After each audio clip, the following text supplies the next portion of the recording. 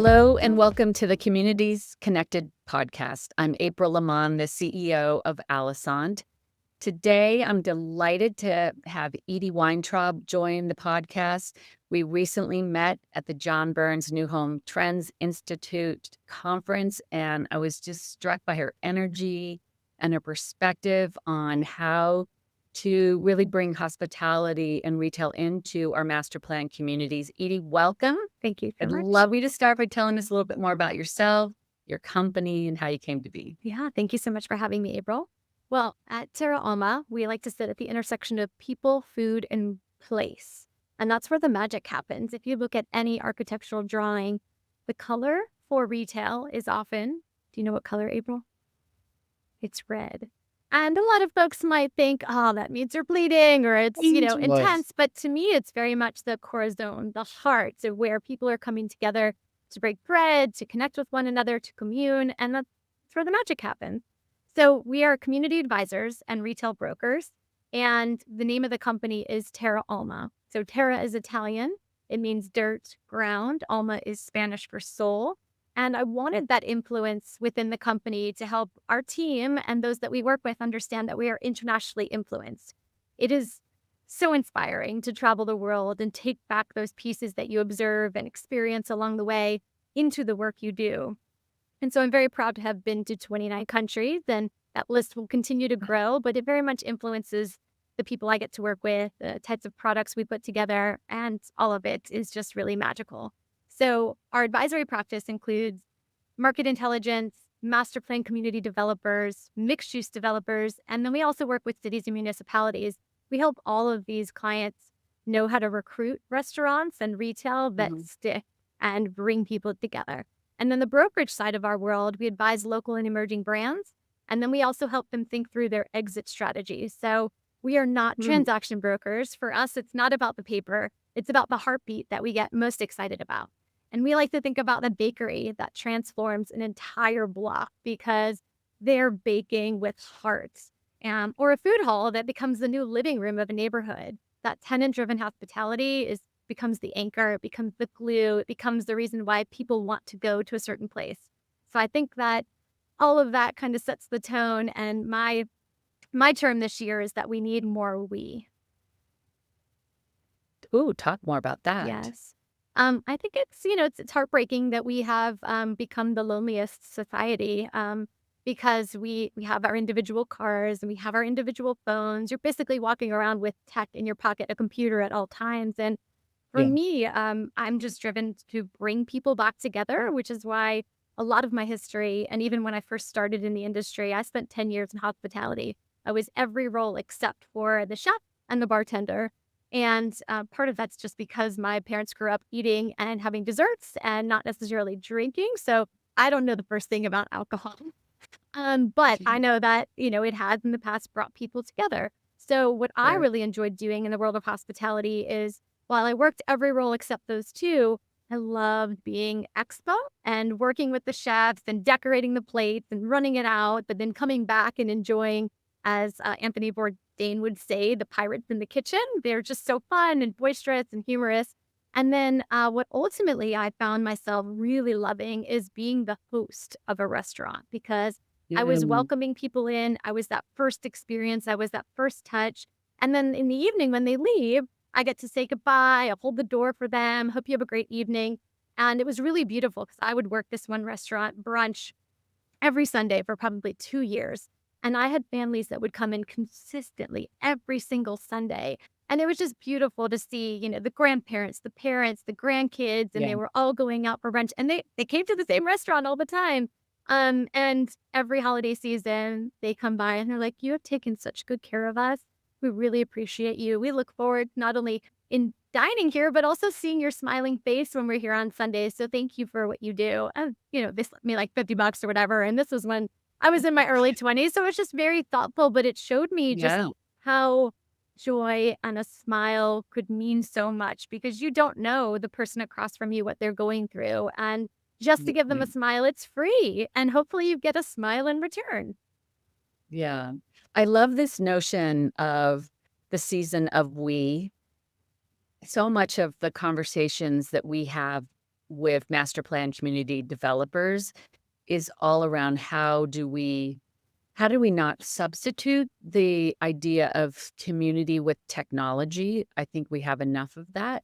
How do we use technology as a catalyst to create these moments of we?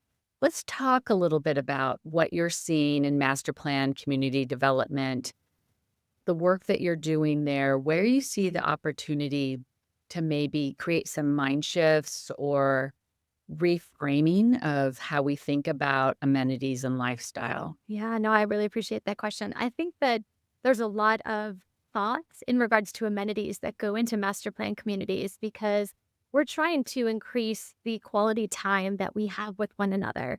And you get that by having a local fitness space and pools and Ooh, maybe not so much the clubhouse that perhaps was built for church on Easter Sunday. How do we activate that? Or perhaps do we pivot that into doing a small retail village that offers you the services such as a hair salon, maybe a yoga studio, other things that maybe are locally activated and programmed. So that way you have that immediate human connection. I love yeah. the story that we discussed at the conference where it said that the mailbox for the community was in the back of a cafe or in the back of a taqueria. And so in order to get your mail, you had to walk through, you Yeah. had to whether or not you stopped to talk to anybody, but we are creating that, behavior by designing spaces that encourage connectivity. I love also when you can have a local cafe or coffee shop, and then at the end of the day, that space is built, it's there 24 hours a day, 365 days a year. Why not then pivot that coffee shop rather than closing at 2 or 3 in the afternoon? Make it a wine and cheese shop, which might be able to sell some retail goods for offsite consumption, but also creates a space where I don't know wine, but if I wanted to learn about wine, I'd say, "Hey, April, the wine shop just opened and I'm really excited. They're doing a class on, reds and Tasting. teaching us the Yeah. difference between why this red tastes, berry, or this one tastes like chocolate, or this one tastes like, oak.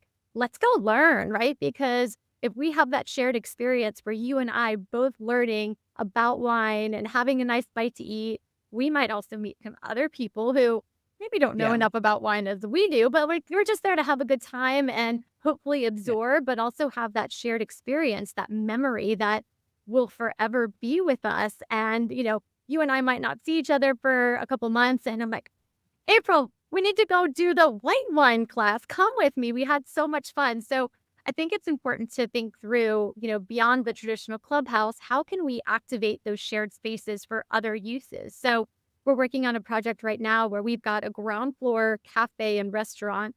And we're also contemplating doing a small bodega within it where it's got prepared meals or kind of quick grab and go items. Again, Yeah. it's convenience and it's time. And we want to make sure that we're creating the environment where people get to have more quality time. And so with that, on the second level, we're creating an event space. And that event space will be able to Hmm. be catered by the restaurant below, but that Indeed, event yeah. space could be used for baby showers or 50th anniversary celebrations. Like, how can we bring the community together? So it does have a similar use in terms of the clubhouse, but I think it's just designed in a slightly different way.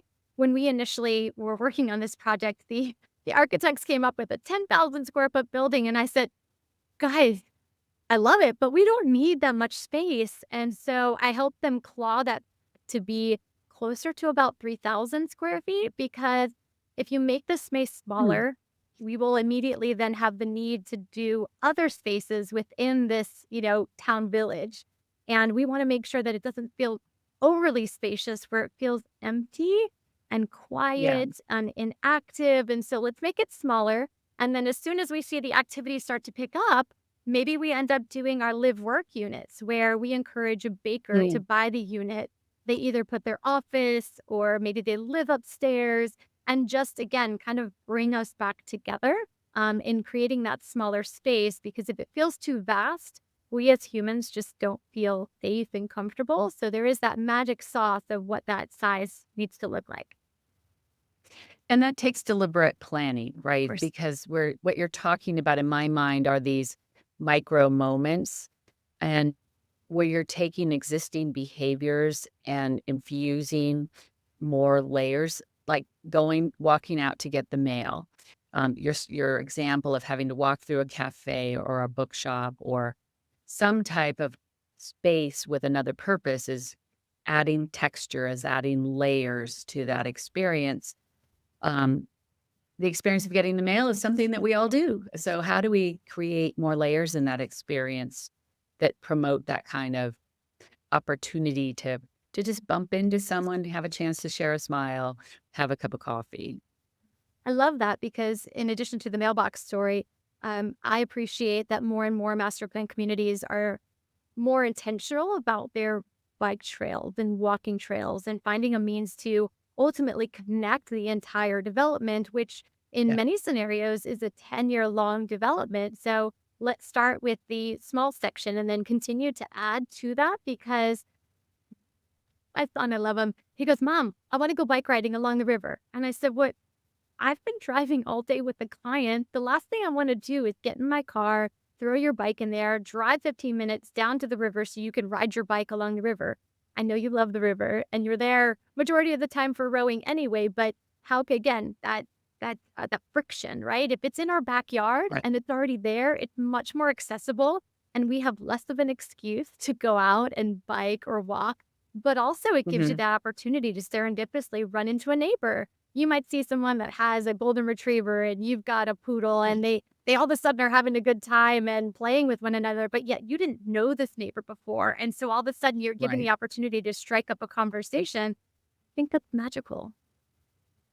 So, Edie, are you working with developers sort of more so on the ground up, or I have an existing space, I need to adapt, find a new way to use the space? What's the right way to think about if I'm a developer? How do I think about where does Edie plug in here? Yeah, I love both. I have a very soft spot for adaptive reuse, and I've seen a lot of properties have the ability to have an old barn and they can Hmm. reposition that barn and it becomes their core identity. And they could put their name on the barn. They can opt into maybe an agri-hood where they've got some kind of experience on property where maybe there's cattle or maybe there's chickens or maybe there's a vegetable farm. And so I love that Yeah. integration of being respectful of the land as it sits today or as you initially found it, and fostering that, stewarding that through.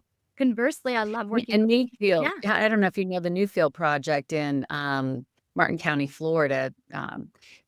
We've talked about that project on our podcast in the past. That's a perfect example of leveraging what's already there, or Kiowa River yes. outside of Charleston, where John Darby will reluctantly say he's an agrihood, but it was more that the farms have been there 100 years and they built the community around that kind of behavior. So it's an interesting way to think maybe outside of the box. Yeah, well, and I love How, that continued thread too, because you're not trying yeah. to scrape and start fresh. You are integrating what's already there, what's already so special, but maybe not had their story told yet.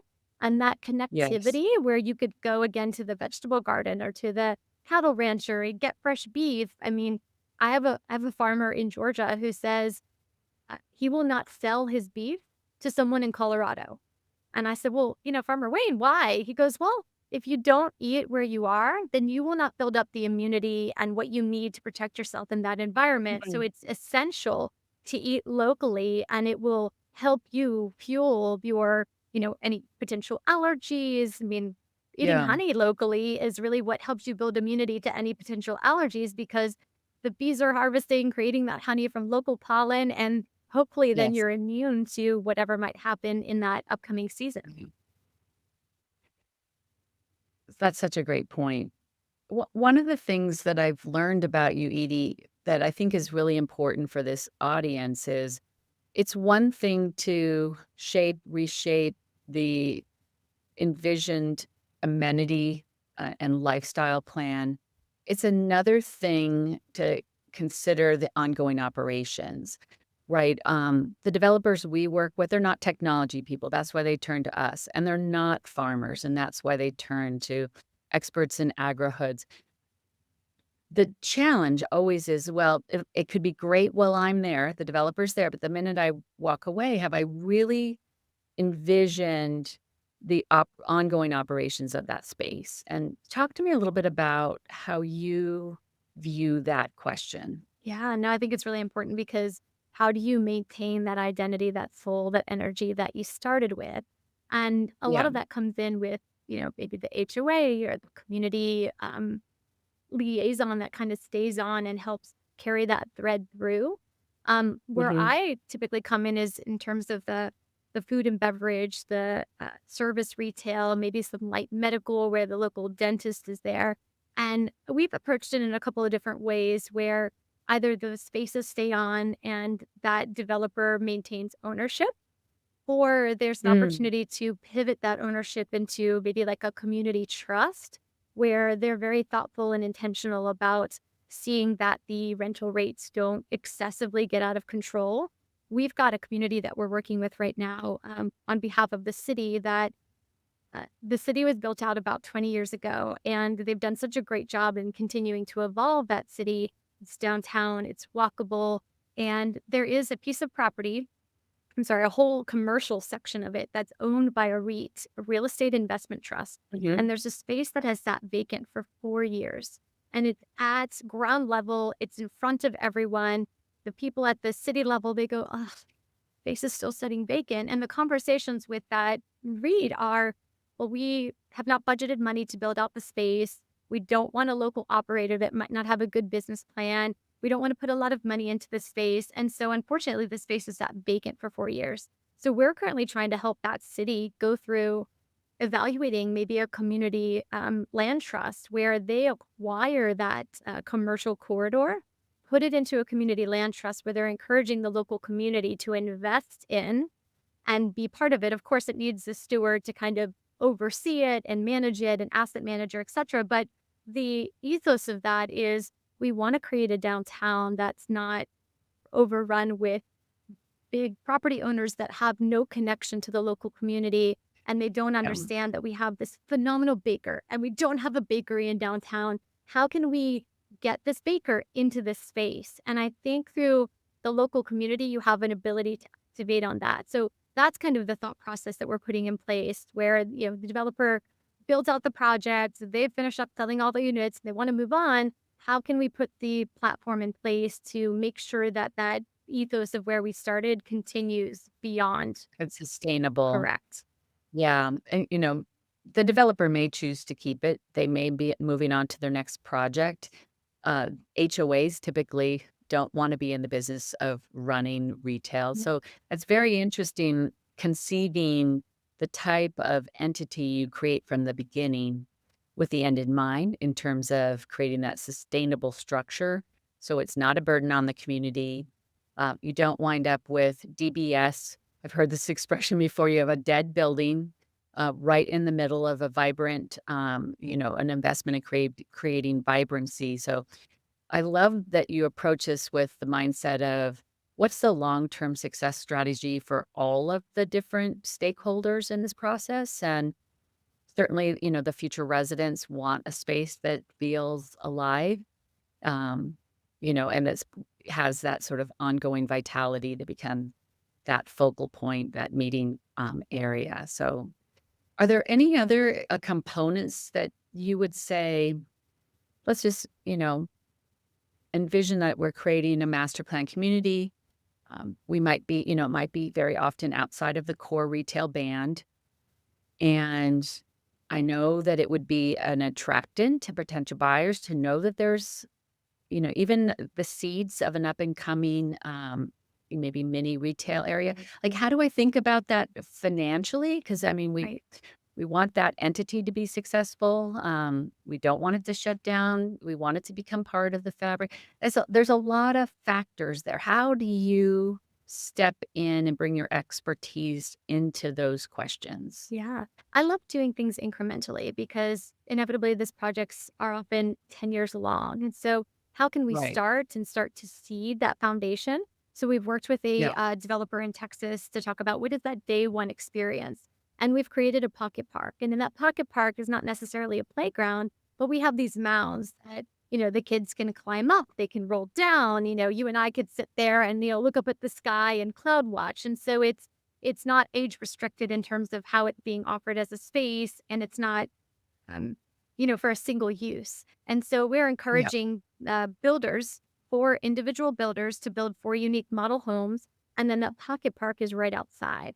And so we've got a Mm, small unit there that serves as the cafe, not necessarily the welcome center or the sales center, right? Like we want this to feel like it's a neighborhood that's always existed. It's warm and it's inviting. And so the modular unit, again, it may or may not be a permanent structure, but it's there for the very beginning where we've got these 4 model homes, and it gives us the ability to do a food truck night, where we've got some parallel parking spaces. The modular unit that's in the middle of the park has access to bathrooms. It serves mm, as a cafe during the day and then turns into kind of a light bite, appetizers, beer, wine, etc., in a means to encourage the community to gather. So, from an incremental yeah. standpoint, we're starting small. And then as the development builds out, as those units are sold, then we move into, okay, do we move this offering or do we keep it here because everyone loves where it's at? How do we then move into that second phase where we're creating that small retail village? And I think retail gets a bad rap, right? Because everybody hears Amazon's coming and e-commerce and retail is dying. But what you find with Generation Z is that they are really loving nostalgia. They want to touch, feel, see, gather, connect. Mm, And so I think it's really important to make sure that they have an opportunity to look at, okay, so we're not doing the traditional retail, but we're doing some boutique services. So again, like a yoga studio, a fitness studio, a barber shop, the local dentist, because in a lot of these master plans, they end up gifting or working with the municipality to do an elementary school or a middle school or a high yeah. school. So I like to envision, as though I live there and I have 2 boys and I have flexibility in my schedule. I can work remotely, whereas my husband, he travels a lot. So he's got the car, he's driving everywhere. But if I have the ability to take my boys on bike to the dentist and then bike with them over to the school, or they can bike themselves to the school, I think there's just such beauty in that where they have the ability to be independent. But also, Yeah. we know that they're safe because they're going to the local business owners who we know because we've had an Right. opportunity to meet them over the years. Yeah. So what I'm hearing is really take a bit of a walk, crawl, or crawl, walk, Yes, run approach. See exactly. if I can get that out. But and sometimes that means bringing retail to a space. We see a lot of farmers markets, kind of craft show type of things, food truck Fridays. Where we're bringing retail maybe from the area to our communities and creating those moments to connect and then you can take it up from there. Is that kind of the approach you're Absolutely. thinking? Well, and it kind of scales as the development scales. So I think that's really Yeah, important too, is that you're not going in and yeah, building all this speculative retail and you're having, precisely, like you yeah, said, those dead spaces. We don't want that. We want to activate it. That's why I always recommend too, staying as small as possible. Traditional retail developers, especially ones that build around groceries, they want to build a 20-foot wide space by 70-foot deep. That seemed to be the magical number, 1,400 square feet. And then you've got all these shop spaces next to a grocery. That size works well, but when you go into mixed use developments, they want to do a 5,000 square foot space and a 7,500 square foot space because it's so yeah, much easier to release that space to one operator. yeah, But because otherwise, if they broke it down to smaller spaces, they have to run utilities, they have to do bathrooms, they have to break all that up, and it's much more costly for them. So as yeah. we advise developers, we want to do smaller spaces. They're much more accessible. You can get in, you can cash flow sooner. And then hopefully that same operator can move on to do a second and a third location, maybe a different concept because they love that community so much and it has taken such good care of them. That's a that's a really, interesting idea. Is how do you start small and then grow together? Um, because like you said, the relationships are being established with people that live there, and, once they are, then it's like, you wanna see them win, right? Yes, of It's course. best for everyone. I'm thinking ahead now to, the next year, 2, 3. Um, are there some trends that developers should be considering now as they look at the planning horizon?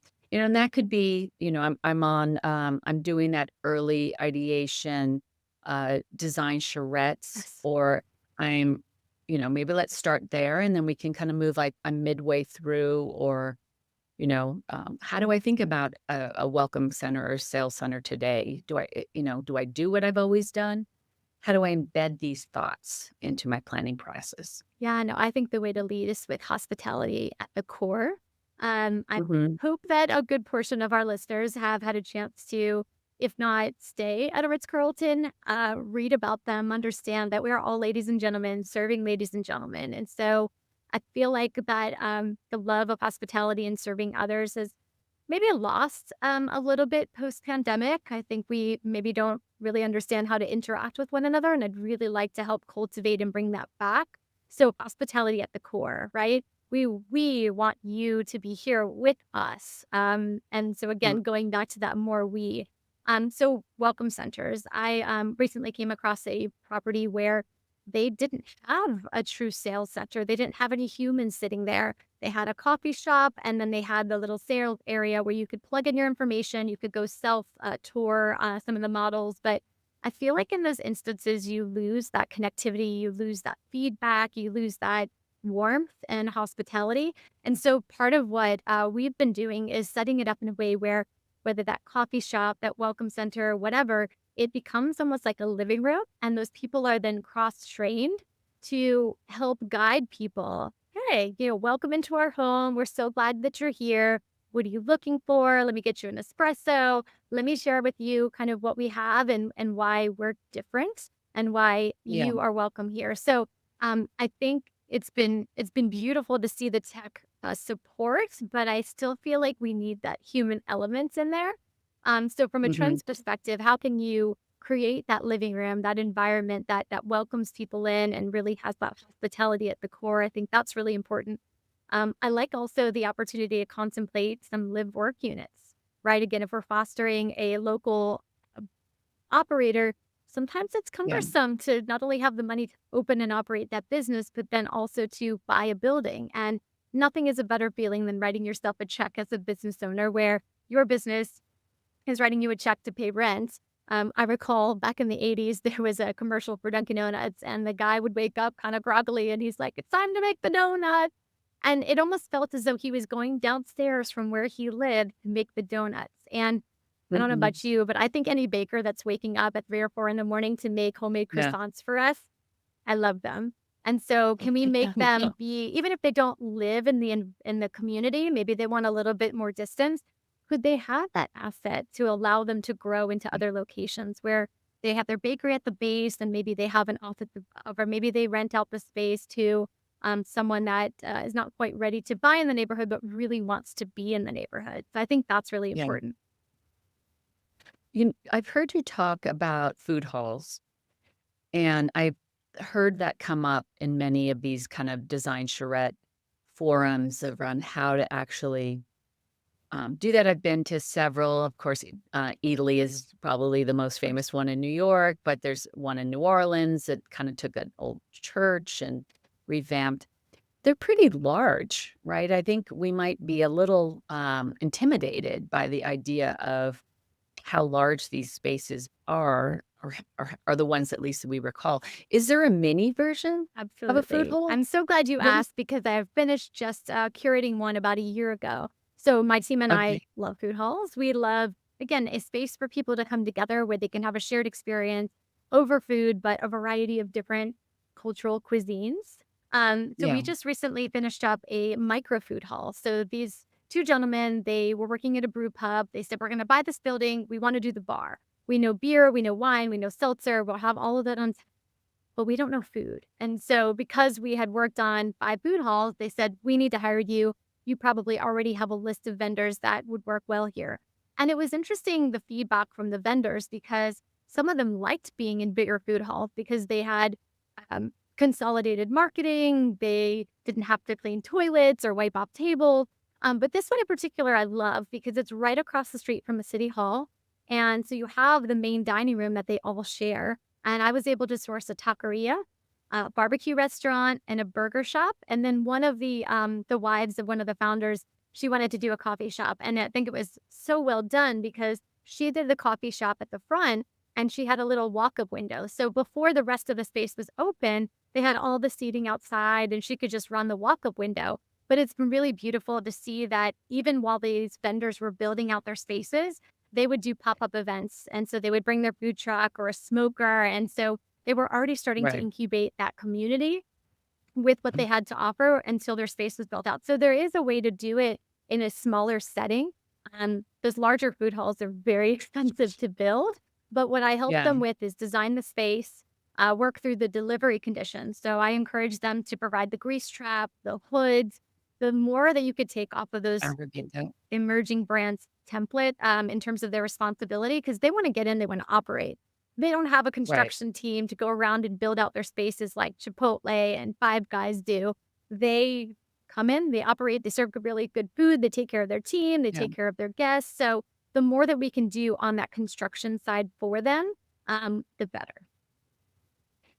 How many square feet do you think you need to, it seems like it could be too small and certainly it could be daunting and risky, frankly, to devote too much square feet to this type of concept. What do you think is kind of the sweet spot for these mini food halls? Yeah.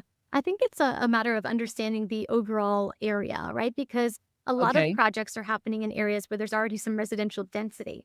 And so you can pull in those guests and have them come shop and dine with you.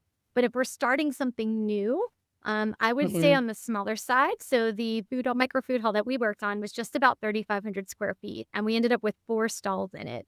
And we did have an Hmm. area that had a small like event space and gathering room that had its own way to kind of be cut off and private. It had Yeah. banquettes, it had a TV. And then what is always important and often gets overlooked, and my architect friends that like to design residential and office, they kind of get upset with me, but I say, guys, we need storage. We need, a mopped sink. We need cold storage. We need dry storage because there's not many micro food halls that are set up where they have a dish pit. And if we're going to be using disposables, we need a place to store those disposables and the toilet paper and the paper towels and all of this. So I find that in many cases, we don't then design enough for storage, but also being Uh-huh. thoughtful about back of house, right? Because you don't want the trash to be in front of the guest experience. You don't want to have to lug that through the center of the space. So, how can we orchestrate that? So, I mean, in a perfect world, we'd all be like Disney World, where we have the trash sucked out from the bottom into this tunnel system, but very expensive. We can't do that. But, we want to make sure that Right. stuff is behind the scenes, but also make it where Right. it's not painful from a delivery perspective. So, if we're getting a trailer coming in with food and drinks, how can we make sure to do that at the time that we don't have guests coming in? So it doesn't Yeah. take away from the experience that we're trying to foster. Which brings to mind another book I know that I've read and love, Unreasonable Of Hospitality. course. It's really thinking through all of those, micro touch points and having an ally, an expert on hand that has been in this business and understands where there could be, demerits on the Of course. experience side and where there's opportunities for that delight, and I appreciate you sharing that perspective with us. Of course. I think what's also important, going back to unreasonable hospitality, I think that Will was also very intentional, not only in taking care of his guests, but also caring for his people. Team, And yeah. that I think, is in the words of Maya Angelou, although I'm not going to say it right, people will not remember necessarily what you said or what you did, but they remember how you made them feel. And so Yes. again, just as we talked about earlier, just passing someone on the street and just making eye contact and smiling at them.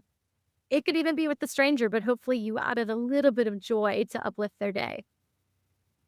Beautiful. Well said. Let's shift gears a bit and talk a bit more about you, Edie. There's 2 questions I ask every guest, and we get such a wide variety of answers, so sometimes we'll even do a compilation Great. episode just of the answers because these are fascinating. The first is around inspiration. You started out by talking about how you named your company and the connection to other places where we can learn so much. So it's clear to me travel's a big one for you. What else? Where else do you turn for inspiration? Yeah, my husband laughs at me because oftentimes he says, "Oh, let's watch this show. It's really interesting." I said, "No, I'm reading. I'm reading. I need to read." I have loved reading ever since I was 5 years old. My mom tells me that I was in first grade reading in kindergarten, just because I found that there Right. was so much joy and adventure and travel in books. So I feel like I had my fair share of reading fiction all throughout college. And then every once in a while, I'll pick up a piece here and there if it's highly recommended. But for the most part, I love nonfiction. So we talked about Will Garretta's Unreasonable Hospitality. I'm also a big fan of Kevin Kelly. He's an architect that his firm He's does. been on the podcast Yes, too. he's amazing. He's great. And so his book is Irreplaceable, also very beautiful. And then I'm forgetting the author's name, but I just finished reading a book called You're Invited. And it's Oh, very touching for me because I am just an insatiable connector. So beyond the work that I do for Terra Alma, I've also aggregated a community of 450 women in food and beverage, mostly in the Southeast, but plans to grow beyond because what I have found is that we're so focused on working in our business that it's hard for us to pick our heads up and realize that we're not alone. And so we hosted a brunch in Chicago, and I worked with a couple of restaurant owners there. And I said, hey, could we host a brunch at your restaurant on Sunday that's invite only, just 50 women in food and beverage? And it was so meaningful for me because what we did is we set it up and we said, we want you to share with us, your name, your company, but also something Google doesn't know about you. And so we're creating these environments where at the end of it, we said, did you have a good time? If so, are you okay with us circulating the email list? So I've got the Women yeah. in Restaurants community. And then I also, every quarter for the last 4.5 years, I've hosted a dinner called Table for 12. And it's very important to me that kind of have a rules of engagement. So it always needs to be 12. So it's myself and 11 others. Whoever you can't sit next to. Whoever you had a cocktail or mocktail, you can't sit next to for the first dish. And then you have to switch again before you have dessert. And I'm very intentional. I meet everybody, if only by phone, in advance to say, thank you so much for joining us. What are you looking forward to getting out of this? And how can I could support, the work that you're doing? And so I Right. know just enough in order to say, April, I need you to meet Bobby. You have this in common. And then I'll step away. And my husband laughs because he thinks that I'm like Tinkerbell. I go and I sprinkle a little pixie dust and then I sit back and watch, but I'm also very thoughtful. I feel like I'm an introvert who likes to play extrovert, and then I need to retreat back and read my books and absorb some of that knowledge. But it's beautiful because I'll just watch how people are interacting, and if I see that there's maybe some friction or uncomfortable, I'll grab that individual and I'll say, "Hey, come over here. I want you to meet so and so." So everyone Right. leaves there and is just so full of joy. And now I've got this amazing ongoing list where I've connected all these people, and that's something that as I travel, I try to do as well. That's terrific. I love that idea. And you know, in that moment of what does Google not know about you, you're learning so much Of course. and you're like that moment of spark of an idea or wow, I was always so curious about that or I did that too or we have this in common. So I think that's really inspiring. We can learn so much from each other. And to your point at the beginning, if we're so into a digital world that we don't have a way to kind of break free and more organic interactions, we can get kind of stale. So I think that's incredibly inspiring, and I think that's something anyone could do in their world.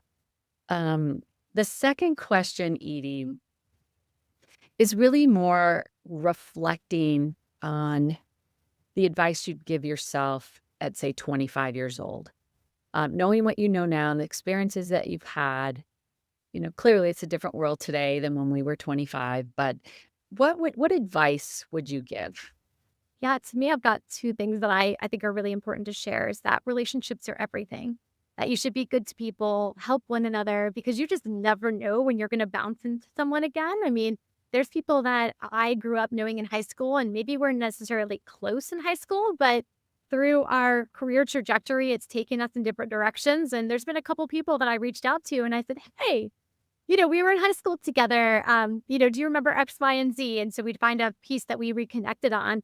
And then pulling back them into the relationship, I think is just, it's priceless because you just never know how you can help support someone or do something kind. And I like to spread joy. I love the movie Inside Out that Disney created, and I dressed up as Joy one year for Halloween, and it was a I'm great not time. surprised. Yes. The second thing that I would say is to make sure to put yourselves in rooms where you feel like you don't belong, because you are going to learn Hmm. so much just by listening or watching body language. Or I put myself in a room. There's a improvement district in Buckhead, which is a financial district of Atlanta, and I purposely go to the board meetings. It's open to the public, but literally no one is there.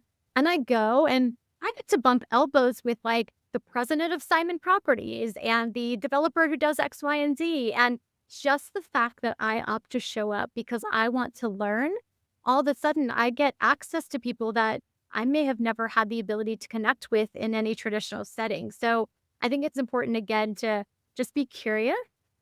Always ask Yeah. questions. You never know where you're going to find your next opportunity. That is tremendous advice.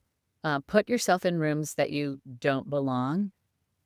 That is tremendous advice, and particularly, of course, when you're young and you're a sponge and you're curious and you want to learn everything. But that seems like advice that's relevant throughout your life, and your career, regardless of where you are and what you're doing, is be curious about the world around you and take action on that curiosity. Absolutely. Edie, it has been such a pleasure getting to know you better. I know our paths are gonna cross many times now that they have once. So, it's just, exciting to know that there are people in our industry who are bringing fresh and different ideas that they may have cultivated from different places, challenging the status quo, igniting some new ideas around how we create, communities where people feel really connected. And it's just been a great conversation. Thank you so much. Thank you so much for having me, April.